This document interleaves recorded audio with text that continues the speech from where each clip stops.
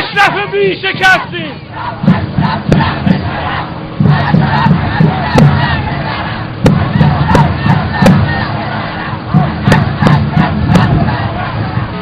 Well, good morning, my friends, and I want to begin, therefore, by sending greetings to them.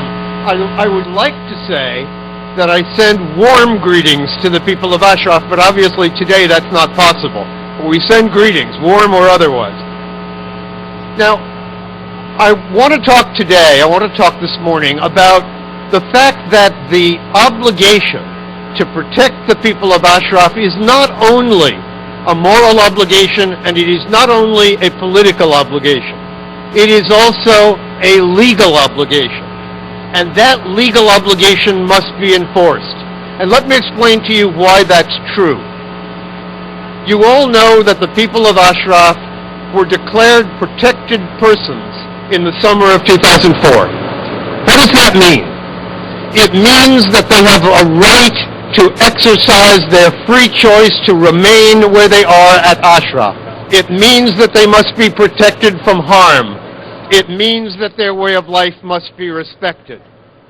And when the United States transferred the control of Camp Ashraf to the Iraqi forces in the beginning of 2009, the United States received from Maliki's government assurances that the people of Ashraf would be treated humanely and that their rights would be respected. Well, we know that the following 2 years, those promises have not been kept, because the invasion of Camp Ashraf in July of 2009 was not humane treatment. Allowing Mehdi Fatih to die because of lack of medical care is not humane treatment.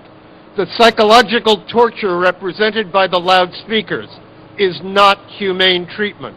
The Geneva Convention specifically says that in the event the control of protected persons is transferred from one state to another, the transferee state, Iraq in this case, is obligated to maintain the same level of protection of rights that the transferor state had.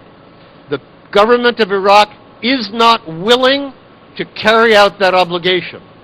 Therefore, the Geneva Convention says the obligation returns to the United States.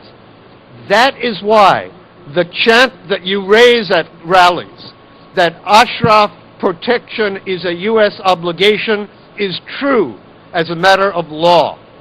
The United States has the obligation to ensure that the rights of the people of Ashraf are respected. And whether that means protecting them by force or protecting them by goodwill, it means protecting them and assuring that they are not harmed, assuring that they are not tortured, assuring that they get adequate medical care, and assuring that their lives are allowed to continue peacefully and without molestation. Now, what else can the United States do to protect the people of Ashraf? Well, there's one other thing that the United States can do and must do, and that is to take the People's Mujahideen Organization of Iran off the terrorist list. Now it's time for the United States to keep its word and to keep the faith. Now it's time for the United States to honor the obligation that it undertook to each and every member of the PMOI at Ashraf, which is to provide protection for them. Thank you. Ashraf protection is U.S. obligation. Ashraf protection is U.S. obligation.